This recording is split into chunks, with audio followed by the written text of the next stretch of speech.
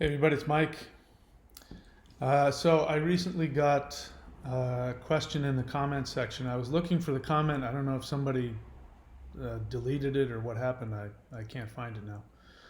But what I remember of the comment, the question was wanting me to talk about locus of control when it comes to the borderline and the narcissist.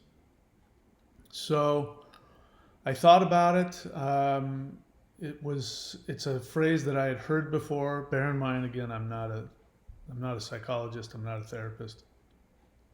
So sometimes I have to look stuff up when people ask me. And I looked it up, and I was expecting it to be more complicated than it was. It's pretty much exactly what it sounds like. So locus of control. Locus is a Latin word, same place we get location, so it means the location of where your control comes from.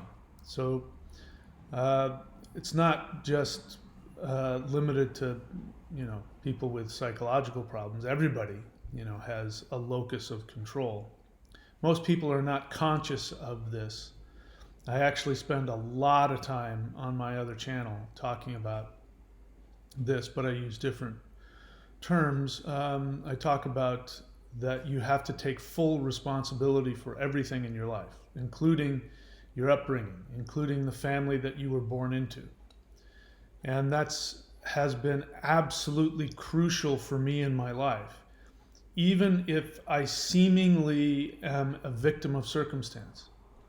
I find that there's infinitely more power and possibilities when you take full responsibility. So even if you don't know how you ended up in the situation that you're in, you can say, I don't know how I got here, but I know I'm responsible. I know I created this situation. And you treat it as though you consciously created it. That's different from feeling guilty or taking blame. Those are two different things. Feeling guilty or taking blame is actually an external locus of control, where you're actually blaming other people. Because that's what guilt will do. You'll start blaming why you ended up being where you were instead of taking full responsibility. Taking full responsibility assumes that you don't judge yourself. You're not beating yourself up. It's not a sin. You're just like, no, I got myself here. Let's figure out what it was that I did. And even if you can't figure it out, you say, I got myself here, I can get myself out. So that's internal locus of control, which I would, instead of saying internal locus of control, I would say taking full responsibility. Even in terms of you growing up in a dysfunctional home. On paper, it was out of your control. You were born that way. You didn't have any control over that. But I've found my life goes a lot better when I take full responsibility. And this is where you kind of have to decide what you want to believe spiritually. But I believe, again, I don't know if it's true. I can't prove it. And I'm not interested in proving whether or not this belief is true. The only thing that matters is, does it make my life better? And it does. And that belief is that before I was born, I chose my family. I chose my circumstances. And I chose to do it because there were things that I wanted to experience and I wanted to learn and I wanted to gain power. That the whole point of all the challenges in my life was my soul wanting to experience the growth that comes from overcoming challenges. Now, again, I can't prove that. But it doesn't matter to me, because as long as I continue to hold that belief, my life always gets better.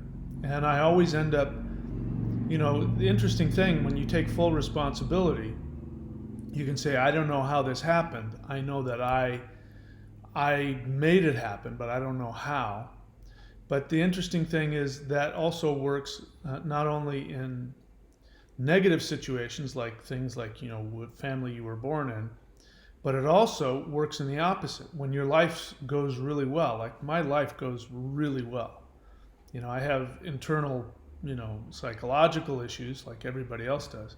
But in terms of my external life, I mean, seriously, it couldn't get any better. And it just, amazingly, just like it's like a fantasy. And so I know that I created it, and I can tell you some of the ways I know how I created my life. But in terms of the way that life seems to just flow perfectly for me, and I don't know how that happened, I take responsibility for that as well. That my actions, my choices, things that I did created, all the wonderful things that happen in my life. So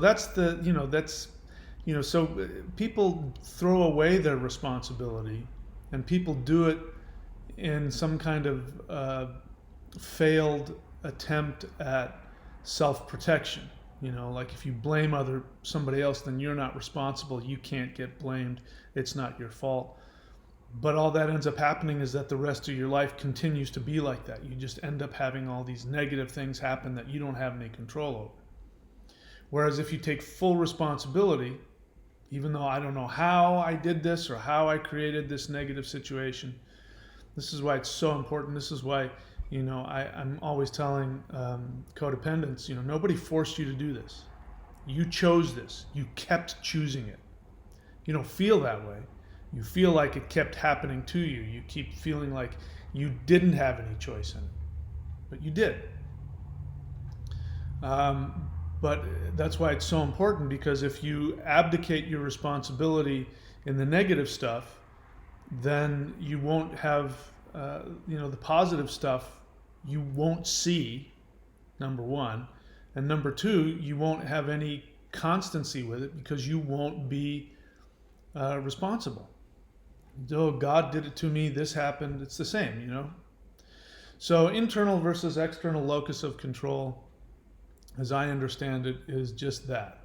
The person who has an internal locus of control says, I am responsible, I have the power to decide what goes on in my life.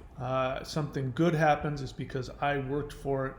Something bad happens, it's because, I took some kind of negative action to create it. And the person who has external locus of control blames everything on everybody else.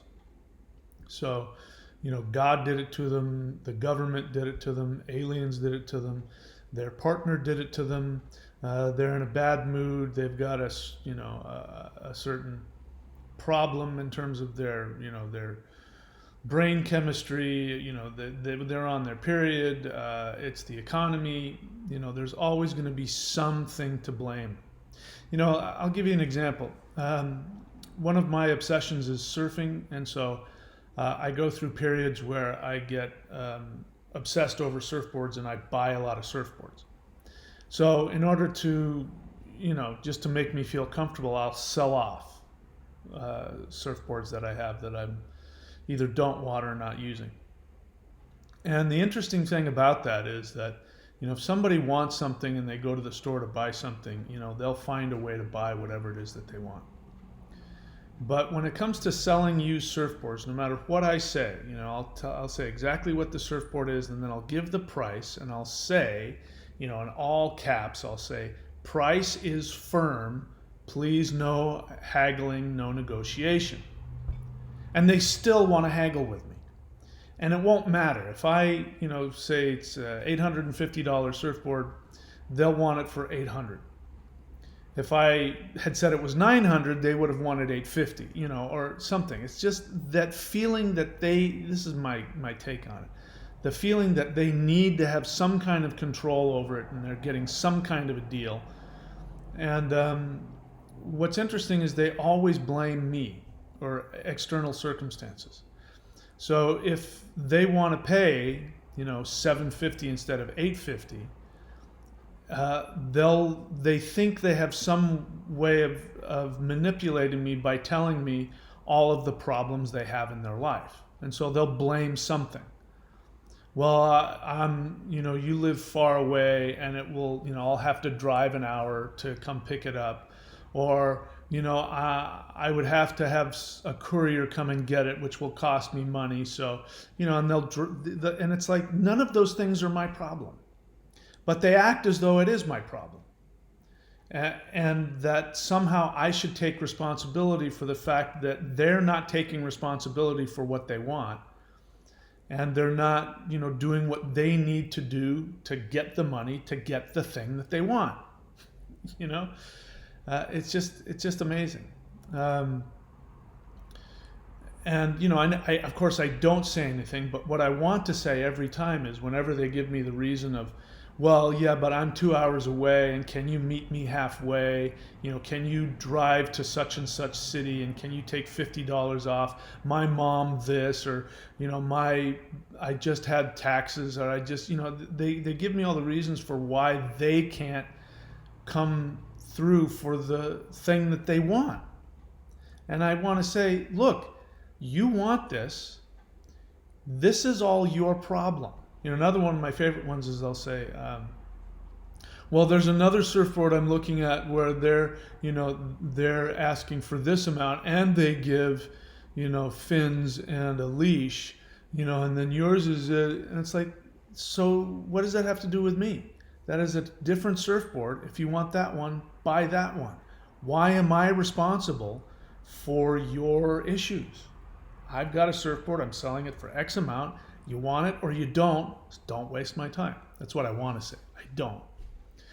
But that's a good example. It's, they're not taking any responsibility for what they want, and they're a victim of circumstance. But the truth is, if you want something, you find a way.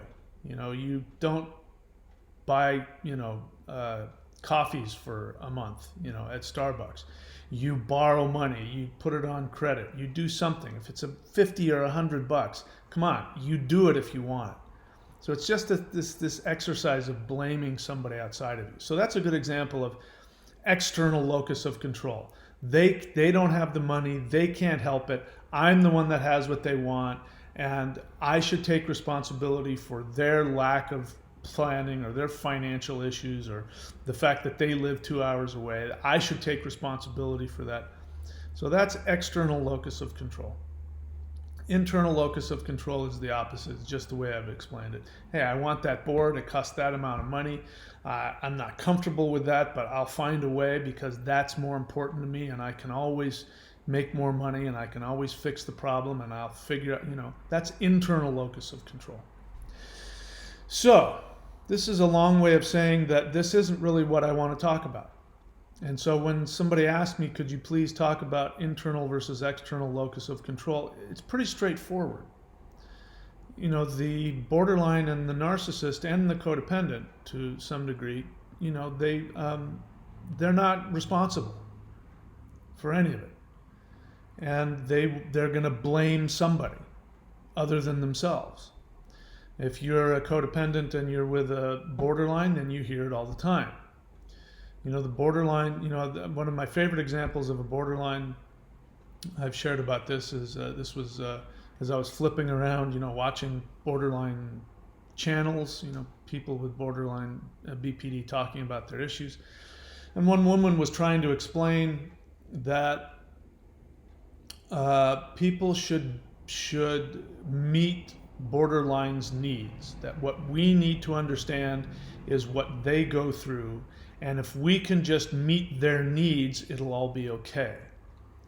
And she created this example, this really crazy example of, if I'm triggered, again, even the word triggered past tense means that something did it to you.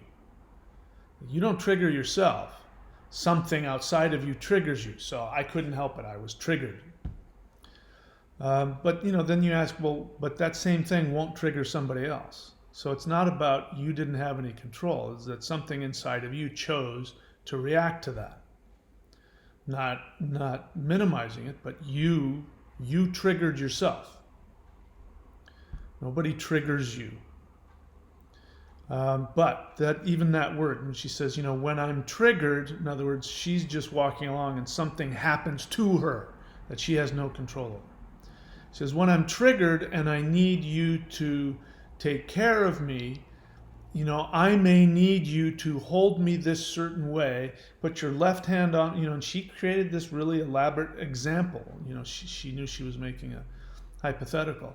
I may need you to hold me this way with your right arm here and your left hand on my face here, and I need you to say these exact words, and I need you to have your voice be like this. And she went through this very specific, and she says, we may need that. And so you need to listen to how we need you to take care of us.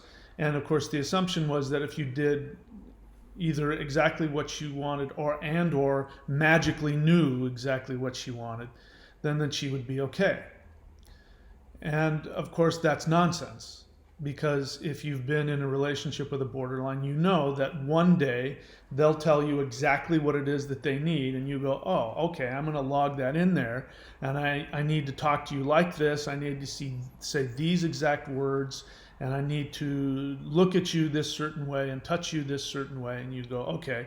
And then you do it the next day, and the next day, that's the exact opposite of what she needed. And why didn't you know that? And if, you try and say, but you told me yesterday, then they'll gaslight you and say, no, you heard me wrong, or you're making that up, or something like that. You end up being responsible. So they have this external locus of control where you are responsible for how they feel. And if you could just do it right, they would be okay. They don't have any power. You have all the power. You have all the responsibility. So if you've been there, you understand that. That's the external locus of control. And I heard an interesting thing as I was researching this.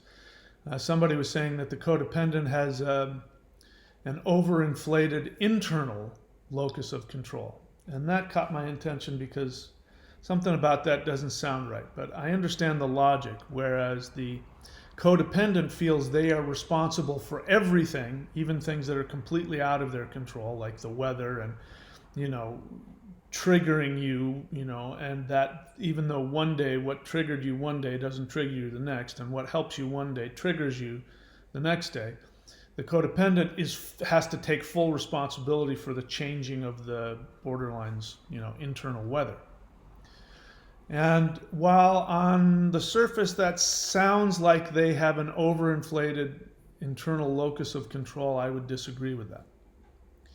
And so in order to explain that, I want to talk about what I really want to talk about, which is not internal versus external locus of control. I think that's an oversimplification, and I don't think it solves the problem. Because even if you go to somebody, if you go to a borderline and you explain to them this idea of internal versus external locus of control, they may intellectually understand it, but because the root issue isn't being dealt with, it's not going to change anything. That intellectual knowledge of internal versus external locus of control does not give them any power whatsoever to change that dynamic within themselves. So what I think is important is not internal versus external locus of control. I think what is important and what is the root cause of where people place the locus of control has to do with individuation. So individuation is the most, in my opinion and in my experience, take that for what it is, individuation is far more important than knowing where your locus of control is. Because people don't consciously choose. The assumption about that discussion of locus of control assumes that the person has the ability, if they understand intellectually, if I just change the locus of control, nothing will bother me anymore and I'll have power over my life. It doesn't work like that. The locus of control is the symptom of the state of individuation. So the individuation, the state of individuation is what will determine it. If you fix that, the locus of control will change. You don't have to intellectually impose it upon yourself. So individuation is what it sounds like. It means you are an individual. So this is why it's important to understand that codependents, borderlines, and narcissists are all codependent because they're not individuated. Somebody who is individuated has the ability to merge together the positive and the negative inside of themselves. That's individuation. So as you know, the borderline, what causes the mental illness of borderline personality disorder, or I shouldn't say what causes it, this symptom, the main symptom that separates BPD from anything else is the fact that they split, that they're incapable of reconciling two opposite emotions. And life is filled with opposite emotions all the time. They can't they can't reconcile positive and negative. They either love you and they don't love you a little bit or like you a lot. They love you more than anything. And they'll even say, when they come on the channel, they say, no, we do love. When we love, it's like nothing in the world. They don't understand that that's actually immature. They have a strong feeling associated with it. They call it love. It's not love, because love is you have object constancy. You have the ability to hold on to your positive actions and commitments towards somebody even when you hate them.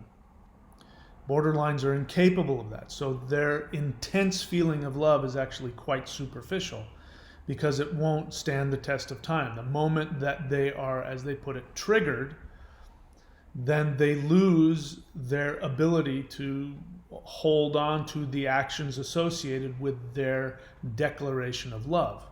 They're only capable of following whatever emotional impulse is flying through them. So it's very superficial, the love that they have.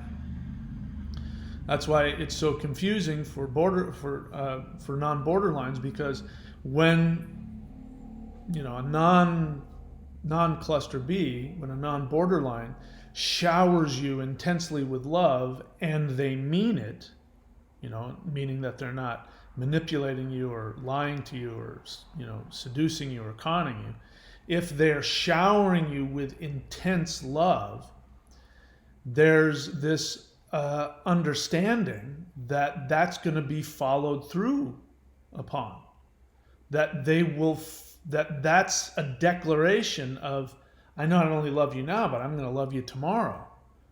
And these actions are things I'm going to continue to do for you tomorrow and the next day.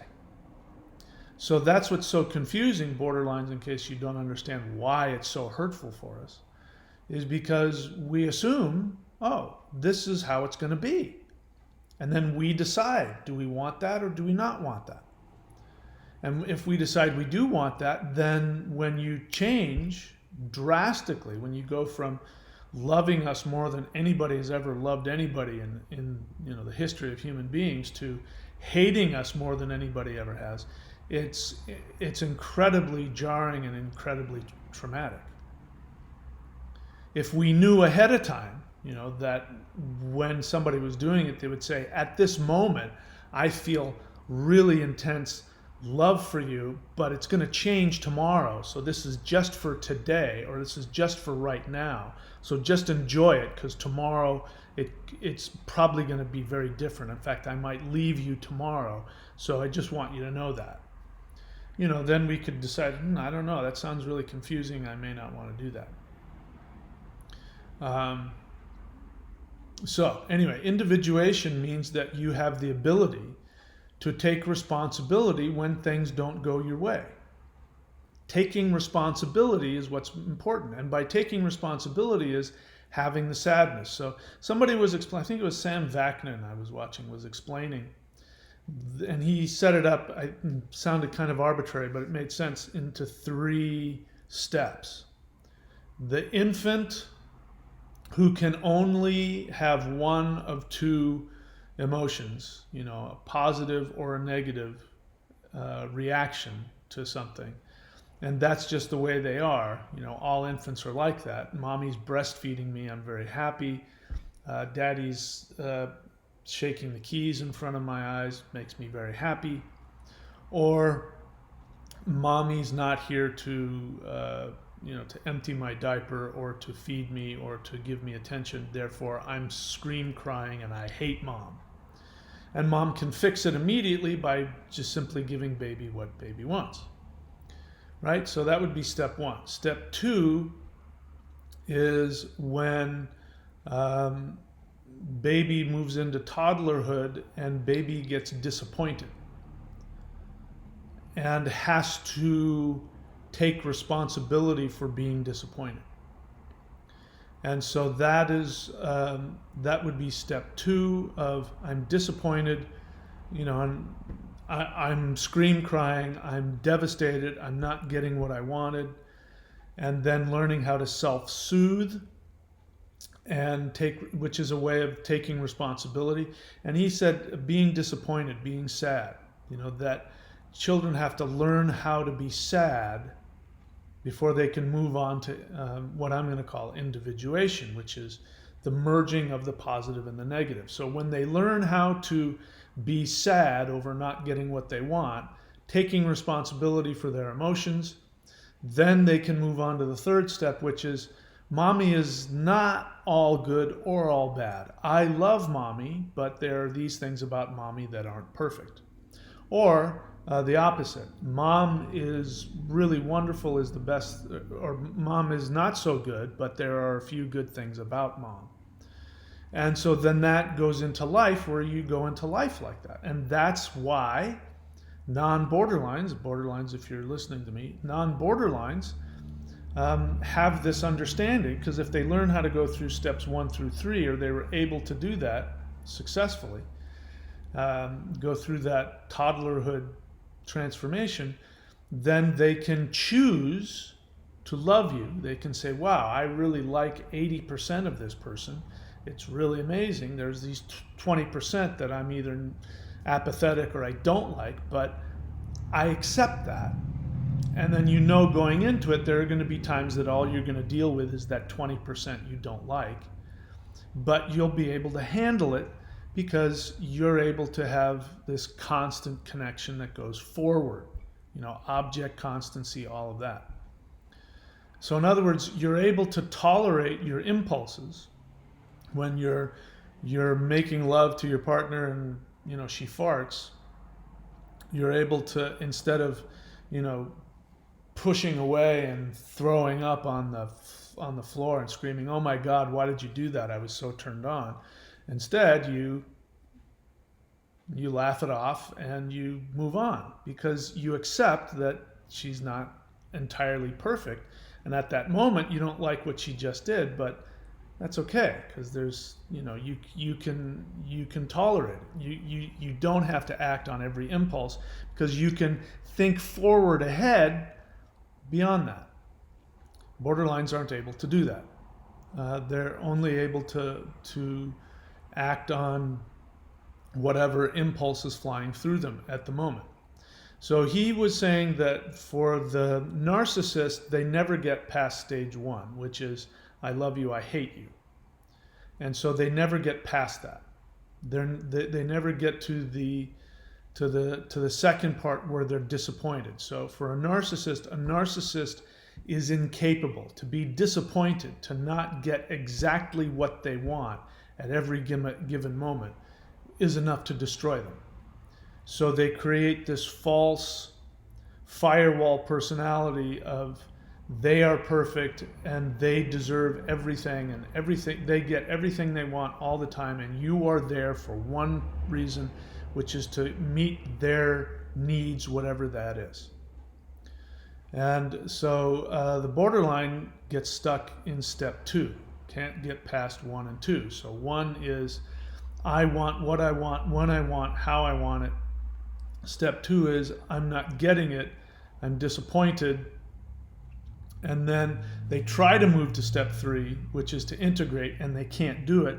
So they bounce back to 1. They go from 1 to 2, like that. So that's a difference, I believe, that he made between the narcissist and the borderline. And so a healthy person goes through to step 3. I want what I want when I want it. Oh, I'm not getting exactly what I want. Okay, so life is good and bad, and they can both be the same, and it doesn't invalidate me and it doesn't invalidate them. The thing that was important about that was that he was saying that the narcissism is it's all about themselves. That what it is that this is a mental disease of perfectionism. And so it's a perfectionism about the self. The baby thinks they are unlovable, that they have to be perfect in order to be loved. Of course, that's impossible. So they project that onto the mother. The mother is perfect, or the mother is totally flawed.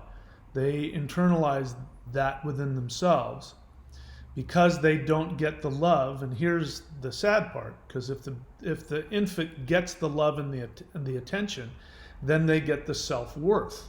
Then they go, oh, I have worth. Then they go through the disappointment with themselves and with others. They find they're not perfect. And they go, but that's okay. I don't have to be perfect. I still have value in and of myself. I have intrinsic value in and of myself. And then they project that onto the mom. Mom isn't perfect, but mom loves me and takes care of me. And it's okay that mom's not perfect. It's okay that I didn't get what I wanted right now. I'm sad, I'm crying, but I will be okay because I have value. Mom isn't giving me what I want right now, but that doesn't mean that she's rejecting me. It's sad and I'm angry, but she will at some point give me what I want. It's going to be okay. That gets you to stage 3, where then you grow up and you learn how to have both of these things going on at the same time. And that's why healthy people, quote unquote, can sit across from each other and say, hey, listen, the other day when you said such and such, I was really needing this from you. You didn't give it to me, and it really hurt me. It really angered me. And I want to talk with you about it. And at that moment, what you're saying is, I know you're not perfect. You're not giving me exactly what I want, but I still love you, and I know that we can work it out. I've taken responsibility for my sadness and my disappointment, but I want you to meet me, halfway, and we can find some way to go forward. And then you're able to listen to the other person, where the other person says, oh, that's actually not what happened. What was happening was I was distracted by this, and when I said that, I really meant this. Or the person says, you're right, I was being really selfish and I wasn't paying attention and I apologize, you don't deserve that. That's, in order to do that means you have to be individuated. You have to be self-contained within yourself. This is why borderlines have to learn how to self-soothe, as they call it. Now, the first time that I heard that, I went, what are you talking about? That's all that borderlines do is self-soothe. Then, of course, as I looked into it, that's actually, they're incapable of self-soothing. That's why you're 100% responsible for making them happy all the time. They have no ability. That's why the borderline in that video I talked about, she was talking about how, when I need you to, you have to do exactly what I tell you. You have to hold me in this exact way with this hand here, you have to have this level of emotion in your voice, and you have to look at me this way, and you have to say these exact words, and then I'll be okay. That's somebody who has no self-soothing ability at all. It's your job to soothe them. They have no ability to self-soothe, which means they have no individuation, which means they have no ability, like her, if you have to touch her exactly right. Whereas if you're individuated, and you need attention, it doesn't have to be that I touch you this way and touch you this way and say this. You can touch me the opposite way. It's just the fact that you're touching me. I get that you're giving me attention. It's not what you say or the exact tone of your voice when you say it. It's that I get that you're giving me what I want, and I'm able to accept it and use it to self-soothe. Because I can, you don't have to do it perfectly. There's great sex and then there's good sex. And, the good sex is when you're not doing it exactly right. But you know what, if I adjust this way and if I do this, then, you can take the good with the bad. I mean, I'm just thinking about it now with my borderline ex. She was like that when it came to sex. I mean, there were times when, man, she would have me jumping through all kinds of crazy hoops because she was incapable of allowing herself to be sexually satisfied. But she wanted to. She was really frustrated. In fact, she got really mad at me. I mean, it was so devaluing. It was, I won't tell you what I was doing, but I was doing all kinds of crazy things that, most people are very happy with. And it wasn't good enough for her. And I needed to, she actually wanted me to do things that were physically impossible.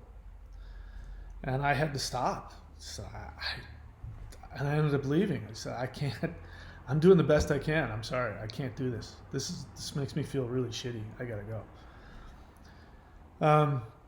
So that's the important thing. Internal versus external locus of control isn't a conscious thing where you can choose, I'm going to, everything outside of me, oh, I see now. Everything outside of me is what's controlling me. I'm going to change that. And now I'm responsible for everything. You have to have within you an individuated self where you're able to merge the positive and the negative, where you're able to tolerate being disappointed. You didn't get what you wanted. You didn't get what you thought you needed at that moment. The person that you're with isn't being perfect. I mean, we could talk about this when, sex again.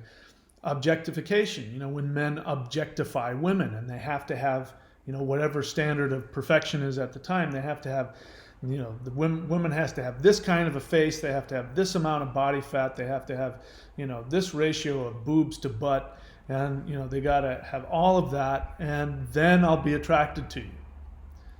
And if you don't have that, you have a little bit of a muffin top, or you're not quite as tall, or your eyes aren't blue, or whatever the hell it is that their perfection is.